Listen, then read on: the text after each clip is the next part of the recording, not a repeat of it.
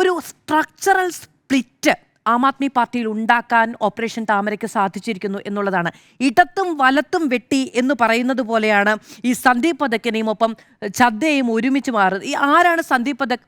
സന്ദീപ് പഥക് ഇയാളുടെ political strategist ആയിരുന്നു. ആം ആദ്മി പാർട്ടിയുടെ ഈ അരവിന്ദ് കെജ്രിവാളിന്റെ പൊളിറ്റിക്കൽ സ്ട്രാറ്റജിസ്റ്റ് എന്ന് വിശേഷിപ്പിക്കാൻ പറ്റുന്ന ആളായിരുന്നു. ഒരുപക്ഷെ ഛദ്ദ പോയതിനേക്കാൾ ആം ആദ്മി പാർട്ടിയെ സംബന്ധിച്ചിടത്തോളം ഒരു തിരിച്ചടി, ഒരു ഞെട്ടലുണ്ടാകുന്നത് സന്ദീപ് പഥക് പോകുമ്പോഴാണ്.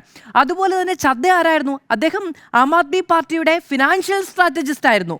അരവിന്ദ് കെജ്രിവാളിന്റെ ഈ അങ്ങ് നേരത്തെ പറഞ്ഞതുപോലെ ലോക്പാൽ ബില്ലിന്റെ ഡ്രാഫ്റ്റ് അടക്കം തയ്യാറാക്കാൻ ഒരു ചെറുപ്പക്കാരനെ ഇദ്ദേഹം പിക്ക് ചെയ്യാണ്. അരവിന്ദ് കെജ്രിവാളിനെ 10-20 വയസ്സിൽ ഇന്ത്യയിൽ അറിയപ്പെടുന്ന ഒരു ചാർട്ടേഡ് അക്കൗണ്ടന്റ് ആയി മാറിയ ഒരാളാണ്.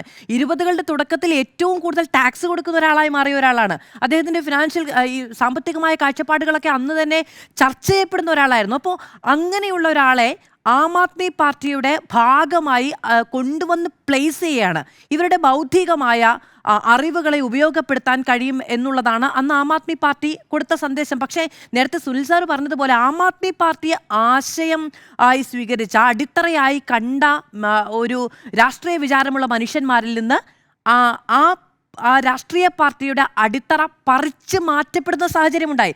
സന്ദീപ് പഥക്കിനെയും അതുപോലെ രാഘവ് ചദ്ദയും പോലെയുള്ള ആളുകൾ മുഖങ്ങളായി മാറി. മറ്റുള്ളവർ അവിടെ നിന്ന് ഇറങ്ങിപ്പോകുന്ന സാഹചര്യമുണ്ടായി.